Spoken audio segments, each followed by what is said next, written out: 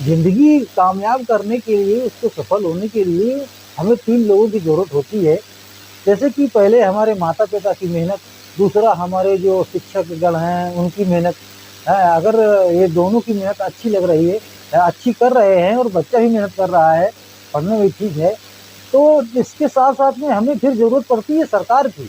अगर हमने हमारे माता-पिता ने और हमारे शिक्षक गुरुजनों ने अगर बच्चे के लिए अच्छा किया है और हमारी भारत सरकार अच्छा नहीं कर पा रही है, तो इससे भी बच्चों का भविष्य नहीं बन पाता है। तो इसका कुछ कारण सरकार भी होती है, सरकार का भी इसमें योगदान होता है कि अगर सरकार सही नहीं चल रही है, सही साथ नहीं दे रही है, तो भी बच्चों का भविष्य या का निर्माण नहीं हो सकता है और बच्चों का भविष्य नहीं बन सकता है। तो इसलिए इस भारत सरकार को है, हमारे देश की जनता ये चाहती है कि ये सरकार ना रहे, क्योंकि ये सरकार गरीबों की सरकार नहीं है, ये देश की सरकार नहीं है, ये चंद्र लोगों की साथियों आप देख रहे हैं सतमारा नंबर यूट्यूब चैनल और मैं लाल सिंह। जैसा कि आप देख रहे होंगे कि हमारे पूरे देश में आज बहुत ही मातम सा छाया हुआ है। हमारा देश का हर व्यक्ति गुस्से में है, क्रोध में है और हर व्यक्ति के अंदर एक क्रांति पैदा हो रही है।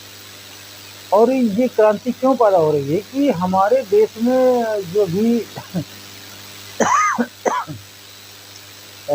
नेता लोग हैं या हमारे देश के जो बड़े कार्यकर्ता हैं, ये संविधान की झूठी कसम खाते हैं।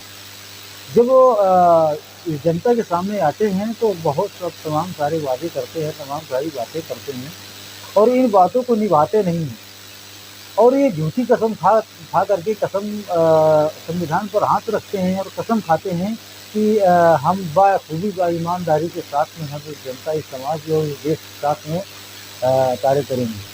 तो वो इससे जो है तो हमारा देश बहुत ही दुखी है और हमारे देश को एक बहुत ही ईमानदार और बहुत ही कर्मठशील एक प्रधानमंत्री की ज़रूरत है और प्रधानमंत्री की ही नहीं, अपितु जितने भी हमारे बड़े कार्यकर्ता हैं, देश को चलाने वाले हैं, उनको ईमानदार और वफादार होना चाहिए और ऐसा नहीं है, ऐसा नहीं है और वो हमारे देश का हित चाहते ही नहीं। ये सब बेईमान और चोर लुटेरे हमारे देश को बर्बाद कर रहे हैं।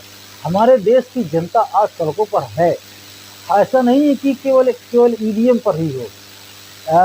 जो जिस या हर डिपार्ट का हर जगह किसान, मजदूर और बेरोजगार और आपका ईवीएम भी, मतलब इस तरह से सारे लोग हमारे अब देश पर उतरने के लिए तैयार हैं। अब हम देखते हैं कि हमारा जो नवयुवा वर्ग का जो शिक्षित पढ़ा लिखा व्यक्ति है, वो नौकरी की तलाश में घूम रहा है। लोगों को नौकरियां दे देते हैं, मिल जाती है। अब उनको जब ज्वाइनिंग लेटर की बात आती है तो ज्वाइनिंग लेटर नहीं देते हैं, कहते हैं नौकरी लग गई मगर ज्वाइनिंग लेटर नहीं देते हैं। अब ज्वाइनिंग लेटर नहीं देते हैं। अब एक मिसाल करते हैं कि एक जो फौज की तैयारी करता है, पुलिस की तैयारी करता है, वो बंदा 4 बजे उठता है और 4 बजे उठ करके कितना रेस लगाता है और कितना फिजिकल करता है और ये सब कुछ करते हुए वो अपना बहुत बड़ी उम्मीद रखता है कि हम देश की सेवा करेंगे। बाकी उसको वो मौका नहीं मिल पाता है और उसकी उम्र भी चली जाती है और उसकी मेहनत भी चली जाती है। तो इस तरह से हमारे देश का जो नवयुवा वर्ग है, वो उसके साथ में हमारे उसकी भी कुछ उम्मीदें होती हैं, उनके माता-पिता की भी उम्मीदें होती हैं और बेटा मेहनत करते हुए भी जब कामयाब नहीं होता है, तो उसके सामने कुछ ऐसे होते हैं कि हज़म कर लेते हैं, कुछ नहीं हज़म कर पाते हैं, तो वही लोग फांसी पे लटकने का काम करते हैं। आज हमारी भारत सरकार हमारे देश को मारना चाहती है, क्या करना चाहती है, ये रोज़गार क्यों नहीं दे रही है? अब ये देखिए कि जंतर मंतर में वहाँ पर लोगों ने समझा कि हमारे देश का जो शासन है, जो सरकार है, बनती है, ये सब बेईमान और चोर हैं। क्योंकि अगर ये ईवीएम ना होती तो इतनी हमारे जनता की जो वोटों की चोरी हो रही है, वो वोटों की चोरी ना होती। ये पारदर्शी चुनाव ईवीएम नहीं करती है। तो इससे क्षुब्ध है हमारा देश। और देखिए जंतर मंतर मन पर आतर आए मतलब प्रोटेस्ट बराबर चल रहे हैं, और अब तो लोग क्रांति की भी तैयारी कर रहे हैं, क्रांति हो भी रही है। और लोगों का मानना ये है कि अगर यही होता रहा तो हम इस तरह से देश को बर्बाद नहीं होने देंगे, और इन चोरों और लुटेरों के हाथ से हम इस सत्ता को छीनेंगे, छीन करके हम अपने देश में संविधान से अपने हम देश को चलाएंगे। तो इसी बात को देखिए कि ये साहब जी इतनी मेहनत किया है इन्होंने, और मेहनत करने के बाद में इनको जब नौकरी नहीं मिली तो ये देखिए जंतर मंतर पर पहुंचे, और वहां पर पहुंच करके ये अपना क्या एक्शन और क्या रिएक्शन दिखा रहे हैं। तो इनका मानना ये है कि हम आपको करके दिखा रहे हैं, आप हमको देखिए। ये अपना रिएक्शन उस भारत सरकार तक पहुंचाना चाहते हैं। अब कहीं पर लोग कपड़े भी नहीं पहने, मतलब शरीर में कोई भी कपड़ा नहीं, और कहीं पर लोग तो क्या है, बेला तबेला लेकर के लोग ठोक रहे हैं कि आपने हमें बेरोजगार बना करके हमें आपने बोले भिखारी बना दिया, हमें रोजगार नहीं मिला। तो बच्चे की जिंदगी कामयाब करने के लिए, उसको सफल होने के लिए हमें 3 लोगों की जरूरत होती है। जैसे कि पहले हमारे माता पिता की मेहनत, दूसरा हमारे जो शिक्षक गण हैं उनकी मेहनत है। अगर ये दोनों की मेहनत अच्छी लग रही है, अच्छी कर रहे हैं, और बच्चा भी मेहनत कर रहा है, पढ़ने में ठीक है, तो इसके साथ साथ में हमें फिर जरूरत पड़ती है सरकार की।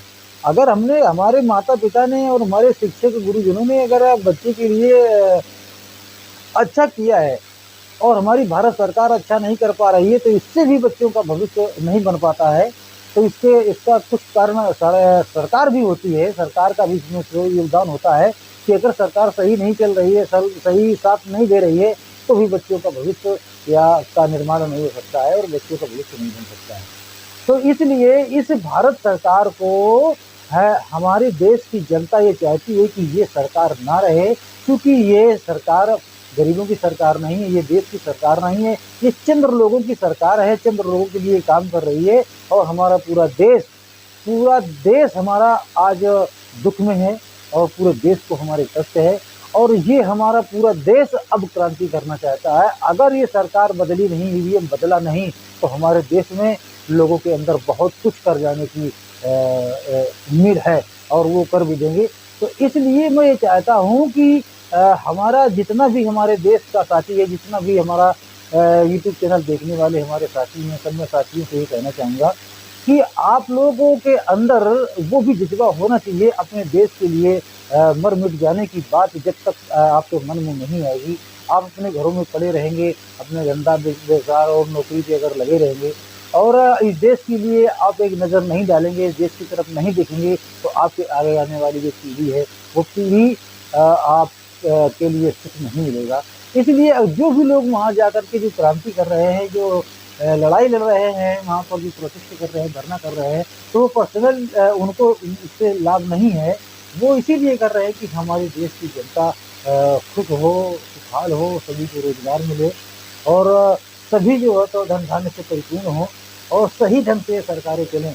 ये बेईमान और चोरों की सरकारें हमारे देश में नहीं चलना चाहिए। इसी बात से सिद्ध होकर के हमारे देश की जनता आज सड़कों पर उतरी है। यही हाल अगर बना रहा तो हर व्यक्ति जन जन जब रोड पर आएगा, तब भारत सरकार को समझ नहीं आएगा। भारत सरकार समझने के लिए तैयार नहीं है, और वो इस बात को मानने के लिए तैयार नहीं है। हम जब ईवीएम का प्रोटेस्ट चल रहा है, और ईवीएम पर लोग बार बार टीका टिप्पणी कर रहे हैं, ईवीएम को गलत बता रहे हैं, वोटर है वो चाहता है कि हम ईवीएम से वोट नहीं डालेंगे, तो ये भारत सरकार जबरदस्ती ईवीएम से वोट क्यों डलवाने का काम कर रही है? 400 के पार की बात क्यों कर रही है? वोट पड़ा नहीं, पता नहीं वोट किसको कहाँ कितना मिल रहा है, मगर वो अपना सीना ठोक रही, 400 के पार जीत होगी। तो ये 400 के पार की जीत ही हमारे देश के लिए एक बहुत बड़ी चिंता का विषय है। और हमारा देश ये नहीं चाहता है कि कोई बेईमानी से कोई चोरी ठगी कर करके जो है तो सरकार बनाए, क्योंकि अगर जो चोरों की सरकार जो चोरी करके वो सरकार बनाएगा, तो चोरी देश के साथ में जरूर करेगा, क्योंकि वो ईमानदार और वफादार नहीं है। इससे हमारे देश की जनता बहुत खुश है, और इससे हमारा देश का जितना भी लोग है वो बहुत दुख में है। उसको बहुत कष्ट है और वो नहीं चाहता और वो ना करेगा। वो ईवीएम से वोट अगर पड़ता है तो ईवीएम से वोट नहीं पड़ेगा। बाबा मेश्राम साहब जी ने ये कहा है कि अगर भी ईवीएम से वोट पड़ता है तो मैं ईवीएम छोड़ो अभियान चलाऊंगा और मैं ईवीएम से वोट नहीं पड़ने दूंगा। और चुनाव आयोग की क्या जरूरत है भाई, वो क्यों सरकार के पक्ष की बात करता है। चुनाव आयोग को तो बिल्कुल निष्पक्ष चुनाव करना चाहिए और निष्पक्ष निर्णय उसका देना चाहिए। जबकि चुनाव आयोग जब ईवीएम से वोट डलवा करके जब उसकी एंट्री करवाता है तो उसके महीनों लग जाते हैं उसका रिजल्ट देने में। और ईवीएम पेपर से अगर इसका अगर चुनाव होता है और इसके बैलेट पेपर से अगर चुनाव होता है तो बैलेट पेपर से तो बहुत जल्दी ही इसका निष्कर्ष निकाला जा सकता है। अब ये कहते हैं कि बैलेट पेपर महंगा पड़ता है। बैलेट पेपर महंगा क्यों पड़ता है, बैलेट पेपर कैसे महंगा पड़ता है। हमारे जो बड़े बड़े वरिष्ठ जो कार्यकर्ता लोग हैं, हमारे जैसे महबूब प्राचा जी और हमारे माननीय ये वकील साहब जी, रामपाल जी, तो ये तमाम सारे लोग, बहुत सारे लोग ऐसे हैं जो ईवीएम के बारे में और बहुत बड़ा जो संघर्ष कर रहे हैं। तो हमारे देश को भी इनके साथ में होना चाहिए और हमारे देश को भी समझना चाहिए कि हमें ईवीएम हटाओ का जो है तो हमें साथ देना चाहिए और ईवीएम को हटाना चाहिए। तो मैं यही आप लोगों से कहना चाहूँगा कि आप लोगों के भी दिल और दिमाग में ये बात रहनी चाहिए कि मुझे ईवीएम से वोट नहीं डालना है। और जो हमारे बेरोजगार हमारे देश के जो साथी हैं, खासकर वो साथी तो आज वो भी मैदान पर उतरे हैं और कितने कितने ढंग से लोग अपना गुस्सा व्यक्त करते हैं इस भारत सरकार को दिखाने के लिए कि देखिए मैं आपसे रुष्ट हूँ और मुझे रोजगार चाहिए, मैं भीख नहीं मांगता, मैं अपना अधिकार मांगता हूँ। इस तरह से तमाम सारी बातें हमारे देश के सामने उठ करके आती हैं और लोग उस पर एक्शन भी ले रहे हैं। और ये जो प्रोटेस्ट चल रहे हैं ये प्रोटेस्ट खत्म होने वाले नहीं हैं और जो प्रोटेस्ट करने वाले हमारे साथी हैं तो हमें उन साथियों का साथ और सहयोग देना चाहिए। इसी के साथ में साथियों जय भीम, नमो बुद्धाय।